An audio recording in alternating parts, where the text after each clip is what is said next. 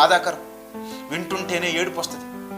ఏంట్రా ఈ జీవితం, ఎందుకురా ఈ బతుకు, ఎందుకురా ఈ బతుకని చెప్పి 10 సంవత్సరాలు నాన్ స్టాప్గా బెడ్ మీద ప్రతి రాత్రి ఏడిపి.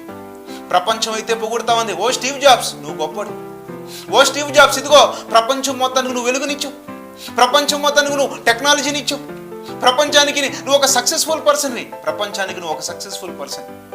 కానీ తన పరిస్థితి ఎలా ఉందో తెలుసండి. 2003 సంవత్సరంలో ప్యాంక్రియాటిక్ క్యాన్సర్ తనకి అటాక్ అయినప్పటి నుంచి ఇదిగో ట్రీట్మెంట్ని కొద్దిగా నెగ్లెక్ట్ చేశాడు. ఇలా నెగ్లెక్ట్ చేసిన తర్వాత ఒకానొక టైంలో అది ముదిరిపోయిన తర్వాత హాస్పిటల్లో పెట్టారు. 2010 సంవత్సరం సెప్టెంబర్ నెలలో ఏమంటున్నాడో తెలుసా?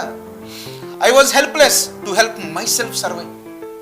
నేను ఎంతో మందికి సహాయం చేశాను, కానీ నా దగ్గరకు వచ్చేసరికి ఐఎమ్ హెల్ప్లెస్. నేను ఈరోజు బతకాలి అంటే ఇదిగో నాకు నేనే సహాయం చేసుకోలేని పొజిషన్. లోకానికి అనేకం ఇచ్చాను, నాకేమీ లేదు.